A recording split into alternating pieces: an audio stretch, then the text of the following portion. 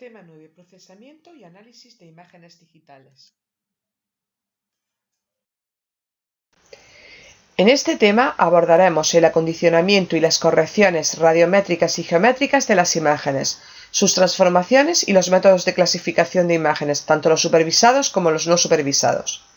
El objetivo de la teledetección es extraer información significativa de las imágenes mediante su análisis e interpretación, lo cual implica identificar y medir elementos de la imagen para extraer información útil sobre ellos. En el tema se abordan las 4 etapas en el procesamiento digital de las imágenes: la adquisición, la corrección y acondicionamiento, la transformación y, por último, la fase final de clasificación y cálculo de variables biofísicas. Antes de abordar cada una de las etapas, vamos a analizar brevemente la estructura de las imágenes digitales. Los sensores captan valores medios de radiancia o energía procedente de la superficie terrestre, y estos valores corresponden a una determinada parcela de terreno que conocemos como IFOP. Esta energía es almacenada como un valor numérico y así se consiguen las imágenes digitales, que pueden definirse como un conjunto de elementos de igual área, a cada uno de los cuales se denomina píxel, que están caracterizados por un valor numérico que es función de su nivel de radiancia. Las imágenes digitales contienen gran cantidad de datos numéricos organizados en forma de matrices, en las que las filas corresponden a las líneas de adquisición del sensor y las columnas al número de orden de los píxeles en que el sensor descompone cada línea. La posición de cada elemento está definida por el número de fila I y columna J y tiene asignado un valor que corresponde a la respuesta radiométrica del área analizada, que recibe el nombre de nivel digital. Una imagen de satélite en bruto consiste en un conjunto de matrices, una por cada banda o canal del sensor, en la que aparecen números que oscilan en función de su resolución radiométrica. Por ejemplo, en una imagen de 256 niveles digitales, el 0 indica que no llega nada de radiación desde ese punto, y el 255 que llega el valor más alto de radiación. Si ese sensor es multiespectral, se obtienen tantas matrices u hojas como bandas sea capaz de diferenciar el sensor. El primer paso es la adquisición de la imagen. La mayoría de imágenes están en formato digital. Se distinguen formatos de datos ordenados y no ordenados matricialmente. En el caso de los datos no ordenados matricialmente, los datos se ordenan en una secuencia ininterrumpida de números para reducir el tamaño del archivo. Para recuperar la estructura matricial y recuperar la imagen, se ha de reorganizar mediante un tratamiento informático. La imagen consta de 2 archivos: un archivo de cabecera o header, donde se almacena información sobre el formato en el que están grabados los datos, las dimensiones de la matriz, es decir, el número de filas y columnas, el número de bandas, la resolución radiométrica del píxel, 8 bits, 16 bits, 32 bits, así como sus condiciones de adquisición, el tipo de sensor, la localización de la escena, la fecha, etc. Y por último, los tipos de correcciones aplicadas previamente. Y el segundo fichero es el fichero de datos, que incluye los valores numéricos correspondientes a los niveles digitales. Los 3 formatos más habituales son el formato Band Sequential, BSQ, en el que los valores de cada banda se disponen uno detrás de otro hasta completar todos los valores de la banda, indicando los cambios de línea. El formato de bandas intercaladas por línea, BIL, da prioridad a las líneas, situando primero todas las primeras líneas de las bandas, después las segundas, etc. Y el formato de bandas intercaladas por píxeles, BIP, en el que el primer valor corresponde al elemento de la línea 1, columna 1, banda 1, el segundo valor al elemento de la línea 1, columna 1, banda 2, y se continúa hasta completar todas las bandas. A continuación encontraríamos el valor del elemento de la línea 1, columna 2, banda 1, hasta completar la segunda columna de todas las bandas. Luego se continúa de la misma forma para la segunda línea hasta completar la ordenación en forma matricial de toda la imagen. En el caso de los datos ordenados matricialmente, pueden darse 2 situaciones: que los archivos requieran una adaptación previa, como cuando se proporcionan en hojas de cálculo o archivos de texto ASCII, que si bien el usuario puede abrir la matriz de datos, deben importarse para poder visualizar patrones y tratar los datos. Y la segunda situación es que haya que importarlos directamente, como es el caso de los TIFF, GeoTIFF, BMP, PNG, etc. Todos ellos poseen la misma estructura para la distribución de la información. un encabezado o header donde se encuentra la información general de la imagen como el formato, el número de filas, columnas, bandas, la localización de la información, número de píxeles, resolución radiométrica, el tipo de datos, etc. La tabla de colores o mapa de colores donde se especifica de qué manera debe representarse el valor digital de cada píxel en colores de pantalla, por ejemplo RGB, Red, Green, Blue, y también información auxiliar como por ejemplo la fecha de acceso o modificación de las coordenadas geográficas, etc. Y por último, los valores numéricos de cada píxel, que son los datos propios de la imagen, los valores de los píxeles. El acondicionamiento y corrección de la imagen consiste en aplicar una serie de operaciones para corregir posibles errores de la imagen. Se distinguen las correcciones radiométricas, que consisten en distintos tratamientos a los valores originales de una imagen, es decir, los niveles digitales, para transformarlos en valores que representan a variables físicas, como la radiancia, que es la energía que llega al sensor, o la reflectancia de la superficie. En este proceso se corrigen gran parte de las alteraciones radiométricas de la señal reflejada por la superficie, originadas por las condiciones atmosféricas y otros factores como el emplazamiento de la cubierta, la geometría de la observación, etc. Estas correcciones implican el cálculo de la radiancia espectral. Los sensores espectrales almacenan un valor numérico al que se denomina nivel digital, que es proporcional a la energía que reciben. Esta energía se conoce con el nombre de radiancia espectral, L por el seno de lambda, y es la energía que llega y es captada por el sensor. Se calcula a partir de los niveles digitales mediante modelos matemáticos sencillos como esta ecuación, donde L seno de lambda es la radiancia de la banda espectral y M y B son los coeficientes de calibración. Lambda hace referencia a que la ecuación es dependiente de la longitud de onda y por lo tanto para cada banda los coeficientes varían. Los coeficientes de calibración se obtienen durante el calibrado de los detectores, que se realiza previamente a su puesta en órbita. Son calibraciones prevuelo, pero con el paso del tiempo se degradan los detectores y es necesario calibrarlos de forma periódica y obtener nuevos coeficientes. El siguiente paso en la corrección radiométrica es el cálculo de la reflectancia espectral, que es el cociente entre la energía que refleja la superficie y la energía que llega a la superficie. En una primera aproximación podemos asumir que la radiancia que llega al sensor y la radiación solar incidente no se ven afectadas por la atmósfera. Esto es solo una aproximación, porque la energía incidente se ve afectada por la transmisividad descendente de la atmósfera, que depende del contenido en ozono, espesor de aerosoles o ángulo de incidencia. Además, la superficie recibe energía no solo directamente del Sol, sino que también recibe energía que ha sido dispersada en la atmósfera. Por otra parte, la energía reflejada por la superficie terrestre es también atenuada por la transmisividad ascendente de la atmósfera y además se le une la energía dispersada. Para corregir todas estas desviaciones se aplican modelos matemáticos que requieren el uso de coeficientes específicos para cada imagen. Estos coeficientes se pueden obtener a partir de datos in situ, como mediciones de radiosondeo sobre el terreno o los valores de los perfiles atmosféricos, etc. O bien utilizando modelos físicos de transferencia radiativa que requieren información de entrada, como por ejemplo coordenadas de la superficie de estudio, fecha, hora, altitud a la que se encuentra el sensor, elevación media de la superficie, visibilidad atmosférica, información climática, etc.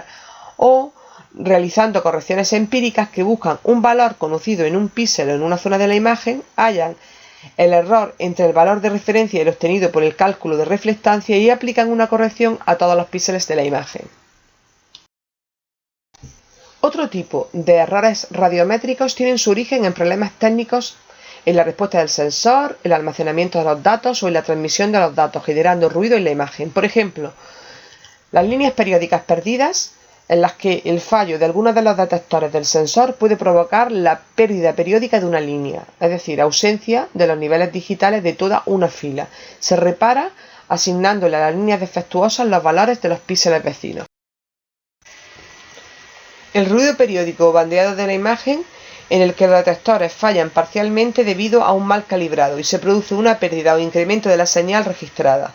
Aparecen en la imagen como líneas claras u oscuras y el efecto es periódico, ya que cada detector registra una de cada n líneas. Para su corrección se recurre al estudio de sus histogramas de frecuencia. Se asume que todos los detectores tendrían que presentar histogramas similares. Cuando se detectan desviaciones periódicas en los histogramas, estos se corrigen en función del resto de histogramas. Y por último, el ruido ocasional consiste en interferencias que afectan a píxeles individuales y que no se producen repetidamente. Su detección es difícil y su restauración requiere filtrados. Pasamos a ver las correcciones geométricas, que son errores que afectan a la geometría de la imagen, modifican el tamaño del píxel o la localización del píxel. Se producen por diferentes causas.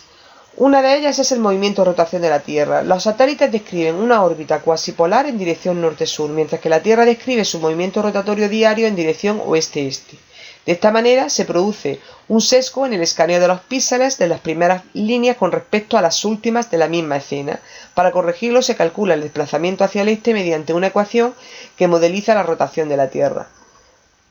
Otra causa es la visión panorámica del sensor.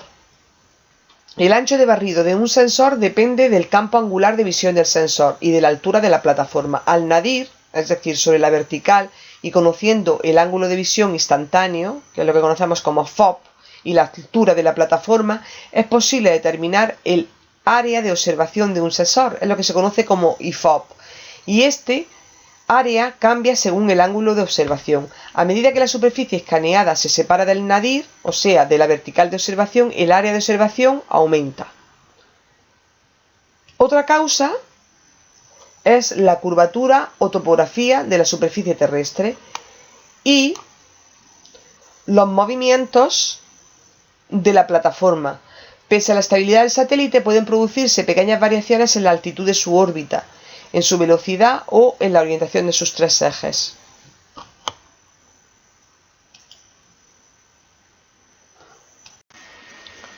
Para corregir geométricamente las imágenes se usan dos tipos de modelos.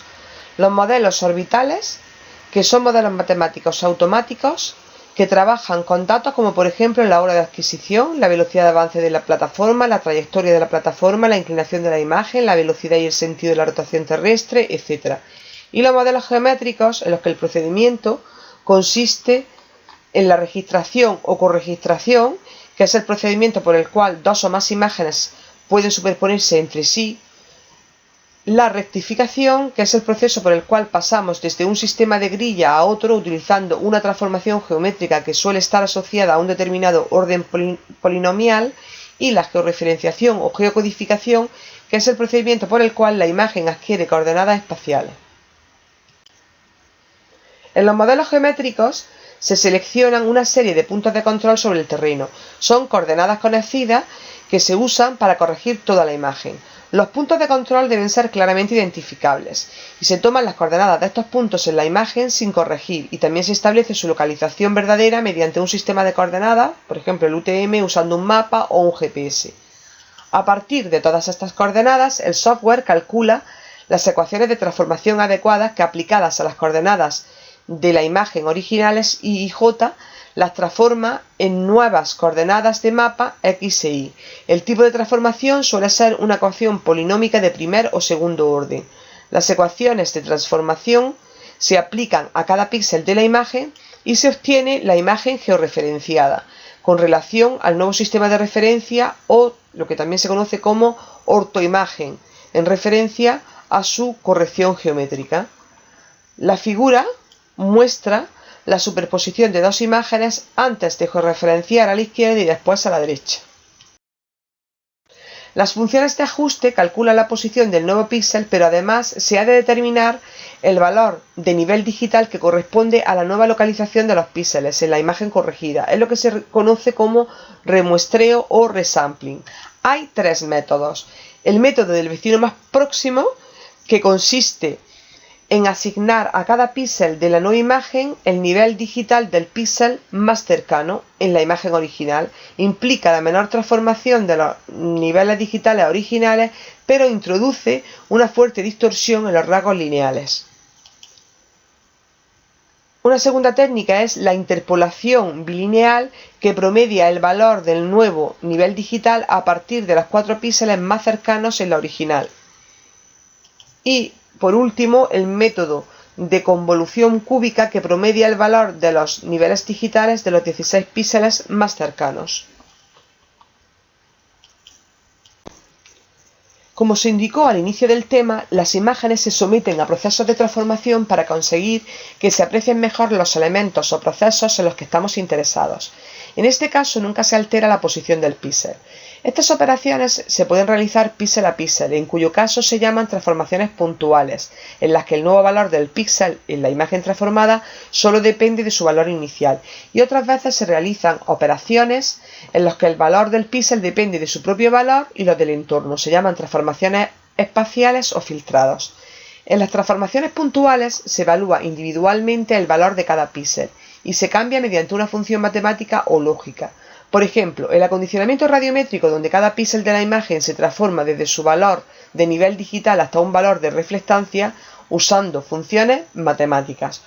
Otro tipo de transformación puntual es el realce de contraste, que se aplica para aprovechar todo el rango de visualización de la pantalla. Por ejemplo, una banda con una resolución radiométrica de 8 bits, es decir, 256 valores posibles, pero que por las características de la superficie, en esta banda podría ocurrir que todos sus valores oscilen entre 10 y 40. Esa imagen tendría muy poca variación de colores y por lo tanto sería muy difícil su interpretación visual. En estos casos se recurre al realce del color para apreciar mejor las diferencias espectrales entre píxeles. La clave en las transformaciones está en el análisis del histograma de frecuencia de la imagen. El histograma es la representación gráfica de los valores digitales que contiene la imagen.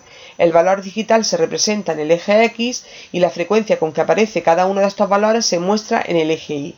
Existen diversas técnicas basadas en el histograma de frecuencias para realzar el contraste, como por ejemplo la expansión lineal, en la que se identifica el valor mínimo y máximo del histograma y se aplica una transformación que expanda este rango, el intervalo entre el máximo y el mínimo, hasta ocupar el rango total disponible. Y la ecualización del histograma, en la que el valor de los niveles digitales finales es función de su valor original y de la frecuencia con que aparece en la imagen. En las transformaciones espaciales, el valor que toma cada píxel depende de su propio valor y del valor de los píxeles vecinos. Requieren definir la función de transformación que relaciona los píxeles y además definir un vecindario o celdas contiguas. Estas transformaciones son los denominados filtros, que sirven para suavizar o reforzar los elementos de la imagen basándose en su frecuencia espacial. Distinguimos los filtros de convolución y los estadísticos. En los filtros de convolución es necesario definir el vecindario o ventana en el que se aplicará la función de transformación y se calcula un nuevo valor que reemplaza al valor del píxel central original de la ventana. A esta ventana o matriz se le denomina kernel y es como una ventana móvil que se desplaza a través de la imagen modificando el valor de los píxeles centrales. La ventana puede variar de tamaño, pero lo habitual es que se trate de una ventana 3×3. Cuanto mayor sea su tamaño, más intenso es el efecto del filtrado. Se distinguen dos tipos de filtros de convolución según el objetivo que se persiga. Los filtros de paso bajo, cuyo objetivo es suavizar los contrastes espaciales en la imagen, evitando las diferencias abruptas entre píxeles vecinos. En estos filtros se suelen usar funciones promedio y se suelen aplicar para restaurar errores aleatorios en la imagen, como el bandeado que aparece si se desajusta algún detector. Y los filtros de paso alto o filtros para la detección de bordes que aumentan los contrastes espaciales entre los píxeles vecinos, enfatizando rasgos lineales presentes en la imagen. Los filtros estadísticos no trabajan mediante un kernel, sino que toman todos los valores de la vecindad y le aplican una regla estadística, es decir, no le dan importancia a la posición que posean los píxeles de la vecindad, sino que le dan importancia a la estadística de sus valores. Un ejemplo es el filtro de la moda o el de la mediana, donde se toman todos los valores de los píxeles vecinos, se les ordena en forma creciente y luego se toma el valor de la moda o de la mediana. Este tipo de filtro logra eliminar errores aleatorios que contenga la imagen. En estas imágenes se muestran ejemplos de resultado del paso de un filtro de la media, que sería esta imagen de aquí, un filtro de la mediana y un filtro de paso alto para la misma imagen, que es esta. La clasificación de imágenes es un proceso muy común que se aplica para reducir la complejidad de una imagen, agrupando elementos de acuerdo a su grado de similitud, de forma que se aumente la homogeneidad dentro de las clases y aumente la heterogeneidad entre clases. En términos estadísticos, la clasificación trata de minimizar la varianza dentro de las clases o grupos y maximizar la varianza entre grupos. Para clasificar es necesario definir los atributos que se consideran para establecer las clases y establecer los límites entre las clases. En la clasificación de imágenes, las entidades que se asignan a clases son los píxeles. Esta asignación se hace en base a las características espectrales de cada píxel, es decir, a partir de los valores de nivel digital, radiancia o reflectancia en cada una de las bandas de la imagen. La clasificación puede incluir todas las bandas o solo algunas de ellas, y a veces se pueden incluir bandas adicionales sintéticas, por ejemplo, índices espectrales, o información adicional como por ejemplo los datos de un modelo digital de elevaciones. También pueden usarse bandas registradas en una fecha o en varias fechas. Sería lo que llamamos clasificaciones multitemporales. La figura muestra el proceso de clasificación en el que se separan clases utilizando dos bandas o dimensiones. En todo el proceso de clasificación podemos reconocer una serie de etapas. Primero, la fase de entrenamiento, donde se identifican los criterios a partir de los cuales se definirán las clases. El resultado de esta fase es la construcción de las firmas espectrales de la clase que resumen el comportamiento promedio de los píxeles de una clase en cada una de las bandas o atributos analizados. En una segunda fase se definen las reglas de asignación de entidades a las clases. Estas reglas de decisión definen los criterios de pertenencia a las clases y reasignan valores a los píxeles. Y por último, la evaluación de la clasificación, que se puede llamar también validación, evalúa cuali o cuantitativamente la capacidad predictiva del producto. Se distinguen dos tipos de clasificaciones. Las clasificaciones no supervisadas se usan cuando no se sabe cómo se agrupan las entidades, ni siquiera en cuántas clases se tienen que agrupar. Las clases se establecen automáticamente en función de las similitudes y diferencias entre los miembros de la población. Esta similitud entre píxeles se mide a partir de los valores de las bandas que se consideren. En la figura se observan dos grupos claramente definidos y la distancia d entre píxeles dentro del grupo 1 es menor que la distancia con cualquiera de los píxeles del grupo 2. El resultado no tiene significado en términos biofísicos, o sea, que las clases no tienen una interpretación. El operador a posteriori establecerá la correspondencia entre las clases espectrales que ha obtenido y, por ejemplo, unidades de cobertura del suelo. Este tipo de clasificaciones son muy útiles para proporcionar una descripción preliminar del territorio. Las clasificaciones supervisadas se utilizan cuando a priori tenemos definidas las clases que queremos identificar y conocemos casos o entidades que corresponden a esas clases. A esos casos se denominan áreas de entrenamiento.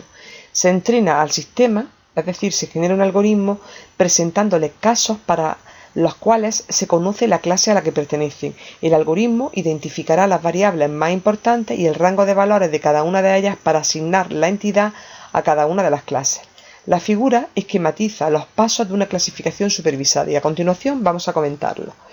En el primer paso, una vez establecido el número y definidas las clases, se identifican sobre la imagen áreas homogéneas de cada tipo de estas clases. A estas áreas se le denominan áreas de entrenamiento. En la imagen observamos estos rectángulos corresponden al área de entrenamiento, los rojos del suelo desnudo, los amarillos del agua y los azules de la vegetación. Las áreas de entrenamiento pueden definirse a partir de observaciones realizadas en campo con la ayuda de un GPS para localizarlas o a partir de otras cartografías disponibles. Una vez identificadas las áreas de entrenamiento de cada clase, se extrae la información espectral para cada una de ellas y se calcula su promedio y su dispersión o desviación estándar. A partir de esta información se elaboran las firmas espectrales de cada clase. En el ejemplo de la figura solo se consideran dos bandas, el rojo y el infrarrojo, y tres tipos de cubiertas, agua, suelo desnudo y vegetación. Y vemos los valores de reflectancia para cada una de esas cubiertas en estas dos bandas y también su variabilidad. Una vez establecidas las firmas, se debe evaluar su capacidad de discriminar las distintas clases que se quieren identificar. Puede que algunas muestras espectrales sean redundantes o que se superpongan entre sí y por lo tanto deberán ser eliminadas, renombradas o incluso pueden ser reagrupadas. En la siguiente etapa se comparan los valores espectrales de cada píxel de la imagen con cada una de las firmas espectrales y en función del parecido se asignarán los píxeles a una clase. La asignación del píxel se realiza mediante algoritmos de decisión. Los métodos más usados son el del paralelepípedo o los métodos de la distancia mínima o máxima verosimilitud. Así obtenemos la imagen final clasificada, que sería una cartografía temática que muestra la distribución espacial de la variable en la que estamos interesados. En el ejemplo de la imagen vemos una clasificación de las clases de cobertura del suelo. Por último, se debe evaluar la clasificación para poder usarla con un nivel aceptable de confianza. Esta evaluación implica observar los patrones generales, o sea, cómo se distribuyen, agrupan y relacionan las clases cartografiadas. Por ejemplo, no parece lógico la existencia de una clase de vegetación de ribera en mitad de una ladera. Esto indicaría fallos en la clasificación. Una evaluación más consistente implica identificar áreas para las cuales se cuenta con información del terreno, lo que se conoce como verdad terreno, y esas áreas se las compara con la predicción de nuestra clasificación. Esas áreas serán distintas de las que hemos utilizado como áreas de entrenamiento.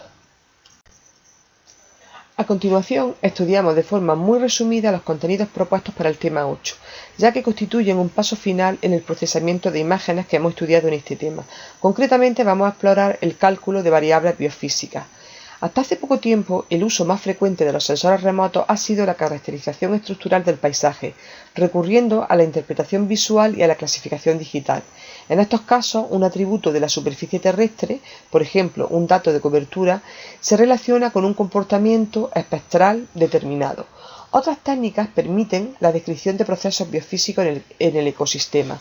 El funcionamiento ecosistémico se refiere al intercambio de materia y energía entre la comunidad biótica y la atmósfera. Para caracterizar el funcionamiento del ecosistema se mide, por ejemplo, la productividad primaria neta aérea, la evapotranspiración, la productividad neta del ecosistema, la mineralización de la materia orgánica y la liberación de nutrientes, por ejemplo. El uso de datos espectrales de los sensores remotos permiten caracterizar gran parte de estos procesos que reflejan el funcionamiento ecosistémico. Para estimar estas variables se traducen las medidas de radiación reflejada recibida por el satélite en una variable o índice con un significado biofísico.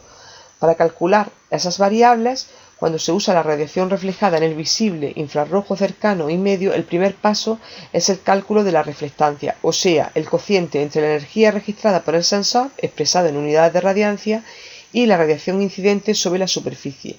En el caso de energía emitida en el térmico, la inversión de la ley de Stefan Boltzmann, que postula que la radiación emitida por un cuerpo es proporcional a su temperatura, permite la estimación de la temperatura superficial a partir de datos provistos por sensores remotos. El cálculo de índices o variables sintéticas asociadas a procesos biofísicos se realiza mediante la aplicación de operaciones algebraicas con diferentes bandas del espectro. En la figura vemos un ejemplo del cálculo de la producción primaria neta del ecosistema. Se han propuesto varios índices espectrales para estimar la presencia y estado de la vegetación. Sin embargo, el índice de vegetación normalizado NDVI o IVN ha sido y es el más utilizado. El NDVI integra la baja reflectancia de la vegetación en longitudes de onda correspondientes al rojo debido a la absorción por parte de la clorofila y la alta reflectancia en la porción del infrarrojo cercano debido a la estructura del mesófilo de las hojas. Este índice se calcula como el cociente entre la diferencia de reflectancia entre el infrarrojo cercano y el rojo y la suma de las reflectancias en el infrarrojo cercano y rojo. El índice de vegetación normalizado ha mostrado tener una fuerte relación con la biomasa, con el índice de área foliar o con la productividad primaria neta aérea. Diversos trabajos han demostrado que este índice es un estimador lineal de la fracción de radiación fotosintéticamente activa absorbida por los tejidos verdes. Otro índice muy común es el índice de vegetación mejorado, IVM o EVI, que es similar al NDVI pero incorpora la banda azul para optimizar la señal de la vegetación, particularmente en niveles altos de biomasa. Además, el EVI busca desacoplar la señal del sustrato y la vegetación y minimizar la influencia de la atmósfera. Se expresa según la fórmula que vemos en pantalla, donde A, R e IRC son las reflectancias corregidas atmosféricamente correspondientes a la porción del azul, del rojo y del infrarrojo cercano del espectro electromagnético, respectivamente. L es un ajuste de acuerdo al sustrato que tiene en cuenta la transferencia de la radiancia roja e infrarroja a través de la cubierta vegetal, y C1 y C2 son coeficientes que tienen en cuenta la presencia de aerosoles. Otro índice interesante es el índice de reflectancia fotoquímico o PRI, que se usa para evaluar cambios en el rendimiento cuántico o la eficiencia en el uso de la radiación de la vegetación. Se calcula según esa expresión, donde R531 y R570 son las reflectancias en esas longitudes de onda respectivas. Este índice se basa en que parte de la energía absorbida por la clorofila en la fotosíntesis se pierde como calor o fluorescencia. Un cambio en la tasa fotosintética afecta a la fluorescencia y la disipación de energía, y por lo tanto la medida de la fluorescencia proporciona una medida de la eficiencia fotoquímica de la fotosíntesis. Por otra parte, el albedo es uno de los atributos más importantes para caracterizar el balance de energía de la superficie. Su estimación es crítica en muchas aplicaciones ecológicas, por ejemplo, la evaluación de los impactos de los cambios de uso en el suelo. En el caso del Landsat Thematic Mapper, Liang ha propuesto las siguientes ecuaciones para calcular el albedo de onda corta y visible, y son las ecuaciones que se muestran en pantalla al final de la diapositiva, donde B sub I corresponde a las bandas 1, 2, 3, 4, 5 y 7 de los sensores Thematic Mapper de Landsat. A partir de esta diapositiva se van a mostrar una serie de diapositivas profundizando en los índices de vegetación y a continuación en la transformación Tassel-Cap, que es muy interesante para la detección del cambio.